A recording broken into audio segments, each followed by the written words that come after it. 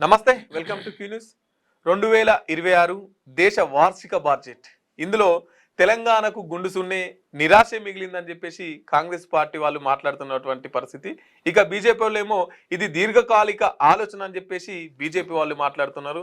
So ఈ budget గురించి మనతో పాటు చర్చించడానికి కాంగ్రెస్ నేత సునీల్ అన్న ఉన్నారు. అన్న నమస్తే. నమస్తే మధు. నమస్తే. సో 2026 వార్షిక బడ్జెట్ చూసిన తర్వాత మీకేమనిపించింది? ముఖ్యంగా క్యూ న్యూస్ ప్రేక్షకులకు నమస్కారం తెలియజేస్తున్నాను. మొన్న ఆదివారం నాడు నిర్మలా సీతారామన్ గారు పార్లమెంట్లో బడ్జెట్ ప్రవేశపెట్టడం జరిగింది. 53,44,000 ఆల్మోస్ట్ 44,000 కోట్ల బడ్జెట్ అనేది ప్రవేశపెట్టడం జరిగింది. బీజేపీ వాళ్ళను మనం గత 9 సంవత్సరాలుగా చూసుకుంటూ వస్తున్నాం. తెలంగాణ రాష్ట్రంలో బీజేపీ అధికారంలోకి రాదు, బీజేపీ అధికారంలో లేదు కాబట్టి ఎప్పుడు కూడా బీజేపీ పార్టీ కేంద్ర ప్రభుత్వం ఇంక్లూడింగ్ ఆర్థిక మంత్రి శ్రీమతి నిర్మలా సీతారామన్ గారు కూడా, అంటే తను వాళ్ళు పెట్టింది ఈమె చదువుతుంది. సో ఏదేమైనా మంత్రిగా మనం గౌరవించాలి కాబట్టి ఖచ్చితంగా తెలంగాణకు ఎప్పుడూ మొండి చేయ. అదే ఇవాళ మనం ఈ రెండు తెలుగు రాష్ట్రాలను చూసుకుంటే ఆంధ్రప్రదేశ్కు గత సంవత్సరం కూడా ప్రాజెక్టుల విషయంలో కావచ్చు, కొన్ని వ్యవహారాలలో వాళ్ళకేమో పెద్దన్న పాత్ర పోషించి మనకు చిన్న పాత్ర పోషించేటట్టు చేశారు. సో మేమేం డిమాండ్ చేస్తున్నాం అంటే, కేంద్ర ప్రభుత్వం అనేది ముఖ్యమంత్రి రేవంత్ రెడ్డి గారు అంటారు మోడీ గారు మా పెద్దన్న. ఎందుకు పెద్దన్న? మోడీ గారు ప్రధానమంత్రి కాబట్టి పెద్దన్న లాంటివాడు, రాష్ట్రాల ముఖ్యమంత్రులు అందరూ తమ్ముళ్ళు లాంటి వాళ్ళు చూసుకోవాలి అనేది తన భావంగా అప్పుడు చెప్పిన మాట వాస్తవం. ఈనాటికి కూడా ఇప్పుడు జరిగిన బడ్జెట్లో కూడా తెలంగాణకు బీజేపీ పార్టీ ఇచ్చింది గుండు సున్నా. ఒకవేళ లేకపోతే ఇంకా వాళ్ళు ఇదే బీఆర్ఎస్ కనుక ప్రభుత్వంలో ఉంటే కేటీఆర్ అంటాడు గాడిద గుడ్డు ఏమి ఇచ్చిర్రు అనే మాట మాట్లాడేవాళ్ళు. సో నిజంగా కూడా ప్రభుత్వాలు, బీజేపీ ప్రభుత్వాలు ఏ రాష్ట్రంలో ఉంటాయో వాళ్ళ మీద ఒక రకమైన ఫోకస్ ఉంటుంది, ప్రభుత్వాలు లేని రాష్ట్రాల మీద ఒక ఫోకస్ ఉంటుంది. అసలు అది ఎంత చెడ్డ రాజనీతి అంటే, ఆ రాజనీతి ఎప్పుడు కూడా అంటే అధికారంలో లేకపోతే సవితి తల్లి ప్రేమ చూపిస్తారు అన్నమాట. 100%. వాళ్ళకి ఇప్పుడు బీజేపీ పాలిత రాష్ట్రాలలో ఒక తీరు ఉంటుంది. మీరు మొత్తం బడ్జెట్ తీయండి, బీజేపీ అధికారంలో లేని వాళ్ళ కాంగ్రెస్ ఏవైతే ఉంటాయో వాటి మీద టోటల్ ఫోర్స్ఫుల్గా ఉంటాయి.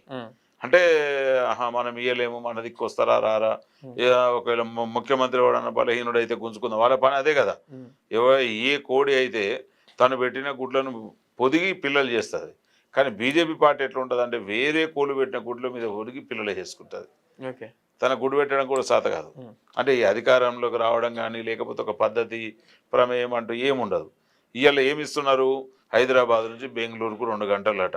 ఇవాళ ఈ 2 గంటలు అనేది మన ప్రాముఖ్యం కాదు కదా. నిజంగా ఇవాళ వ్యవసాయం ఎట్లుంది, విద్య ఎట్లుంది, మౌలిక అవి ఎట్లా ఉన్నాయి, వైద్యం ఎట్లా ఉంది, సో వీటి మీద ప్రజలకు ఏం కావాలి, ముఖ్యంగా బ్యాక్ బోన్ మనకు అగ్రికల్చరు, వాటికి సంబంధించినవి. ఇవన్నీ కాకుండా మేము మీకు బుల్లెట్ ట్రైన్లు, ఎవరికి కావాలి బుల్లెట్ ట్రైన్లు? మాకు ఈడికెళ్ళి 2 గంటలలో బెంగళూరు పోకపోతే 4 గంటల్లో పోతే కొట్టినోడేవాడు? ఇది పెద్ద అది కాదు కదా. పోనీ నిజంగా ప్రజలందరూ రోడ్ల మీద ధర్నా చేస్తుర్రు, రైలు పట్టాలు వీకేస్తుర్రు, బస్సులు కాలబెడుతుర్రు, మాకు 2 గంటలు పోయేటట్టు బెంగళూరుకి హైదరాబాద్కు చేయమని ఎవరు రోడ్ ఎక్కలేదు కదా. సో వీళ్ళు ఏంటంటే అన్ని సన్నాసి పనులు అంటారు. ఇవి సన్యాసులు సన్నాసి పనులే చేస్తారు. నిజంగా కూడా మరి ఇవాళ తెలంగాణకు ఏం దీర్ఘకాలిక ప్రయోజనం ఆలోచించారు? ఇవాళ తెలంగాణ సెకండ్ క్యాపిటల్ అదే. ఇప్పుడు వికసిత భారత్ అంటాడు, వికాస్ భారత్ అంటాడు, ఎన్నో అంటారు. మీరు ఇవాళ ఎగ్జాంపుల్, మీరు గతంలో పొందుపరిచింది ఏంది, వందే భారత్ ఏదో ట్రైన్ ఒకటి చేసినామన్నారు.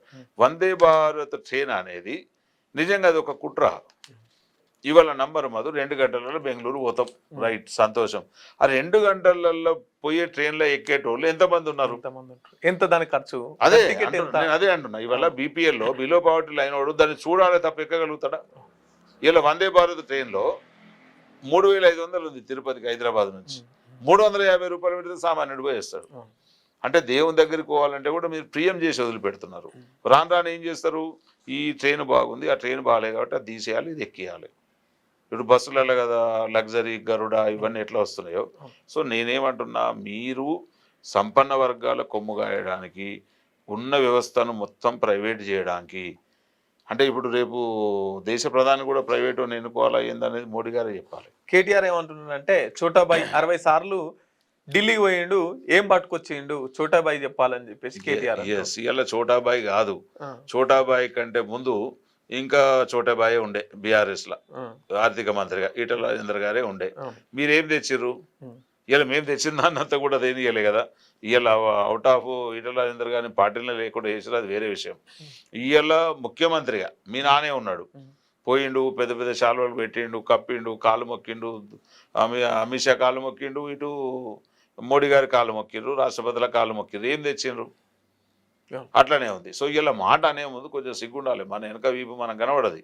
సో మేమేమంటున్నాం అంటే కేంద్ర ప్రభుత్వం తెలంగాణను ఇప్పటికైనా, అంటే ఈ తెలంగాణ రాష్ట్రం నుంచే అన్ని రాష్ట్రాలకు కనెక్టివిటీ ఉంది. సో దీన్ని మనం సెకండ్ క్యాపిటల్ ఆఫ్ ఇండియా అని కూడా అనుకుంటున్నాం. ఇవాళ మనం ఫ్యూచర్ సిటీ లాంటి మెగా సిటీలు పెట్టి హైదరాబాద్కి ఎక్స్పాండ్ చేస్తున్నాం. ఎందుకు?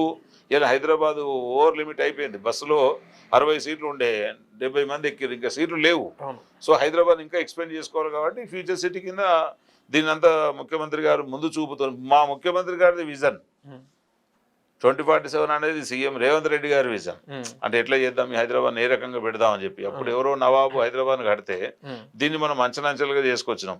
కేవలం హైటెక్ సిటీ పక్కన 4 అద్దాల మీడలు కట్టి ఓ 10 ఫ్లైఓవర్లు, అండర్ గ్రౌండ్, అప్పర్ గ్రౌండ్ ఫ్లైఓవర్లు వేసి మేము ఏదో చేసినామని చెప్పేసి ఈ గత మాజీ మున్సిపల్ శాఖ మంత్రి కేటీఆర్ గారు జబ్బలు కొట్టుకుంటా ఉంటారు. అది కరెక్ట్ కాదు. అవును. సో నేనేమంటున్నా అంటే 100% మీకు చిత్తశుద్ధి ఉంటే రేవంత్ రెడ్డి గారు ఏం తెచ్చిర్రు, చోటేబాయ్ బడేబాయ్ అనే మాటను సిగ్గుంటే మాట్లాడొద్దు. ప్రభుత్వం మీద ఎందుకు మాట్లాడద్దు? ప్రతిపక్ష పార్టీగా నువ్వు కూడా ఒక ఎమ్మెల్యేగా ఉన్నావు, బీజేపీ మీద మాట్లాడు, దమ్ముంటే మాట్లాడలేరు. నిజంగా ఇలా బడ్జెట్ రాకపోతే బీజేపీ మీద కొట్టాడాలి తప్ప మా ముఖ్యమంత్రి గారిని తిరిగితే ఏమొస్తుంది? కాంగ్రెస్ పార్టీ ప్రభుత్వం ప్రధానమంత్రి గారి దగ్గరికి వెళ్ళి ప్రతిపాదనలు పెట్టినాం. నంబర్ 1 మూసీ అనే దాని మీద వాళ్ళు ఒక పెద్ద ప్రాజెక్ట్ పెట్టి దానికోసం స్పెషల్ బడ్జెట్ కావాలని చెప్పి ఢిల్లీ చుట్టూ చక్కర్లు కొట్టడం జరిగింది.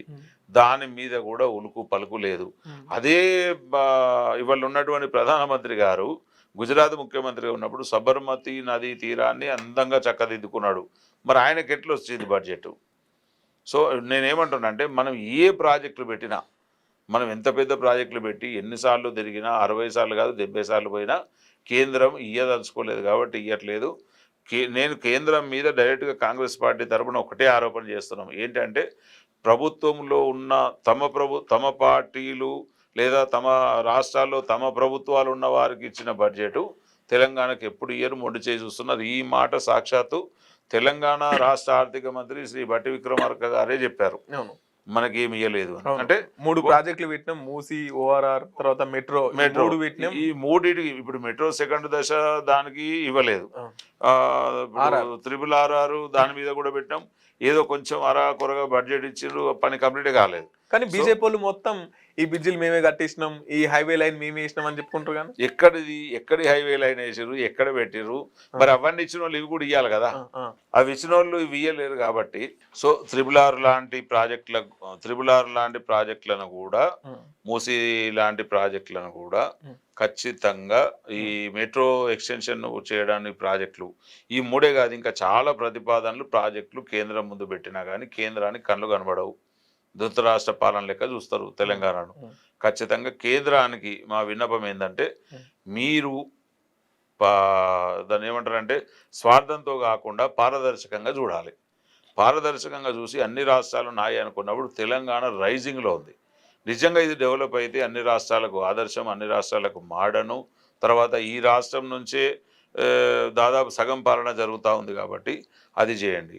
రెండవది, ఇవాళ 53 లక్షల పై చిలుకు దాంట్లో 14 లక్షల కోట్లు కేవలం వడ్డీలకే పోతుంది అనేది కేంద్ర బడ్జెట్లో నేను పొద్దున చదివిన. అంటే ఇవాళ నిజంగా మనము 26 కోట్ల లోటు బడ్జెట్తోని ఈ భారతదేశం ప్రారంభమైంది. మనకు స్వాతంత్రం వచ్చినాడు మన అప్పు ఎంత అంటే 22 కోట్లు. కనుక మేమేమంటున్నామంటే కేంద్రం ఎప్పుడు కూడా 100కి 100 పాళ్ళు తెలంగాణ రాష్ట్రం పట్ల వైపు చూపించాలి. నిస్వార్థంగా తెలంగాణ రాష్ట్రానికి బడ్జెట్ అప్పచెప్తేనే తెలంగాణ రాష్ట్ర ప్రజలు బీజేపీని ఆదరిస్తారు. లేకపోతే తెలంగాణ రాష్ట్రంలో బీజేపీకి పుట్టగతులు ఉండవు, ఖచ్చితంగా పాతాళలోకంలో తొక్కుతారు. ఓకే, థ్యాంక్ యూ అన్న, మీ విలువైన సమయాన్ని మా కోసం కేటాయించినందుకు. సో చూసారు కదండి, ఇది వాళ్ళ స్పెషల్ ఎపిసోడ్. చూస్తూనే ఉండండి క్యూ న్యూస్. Thank you.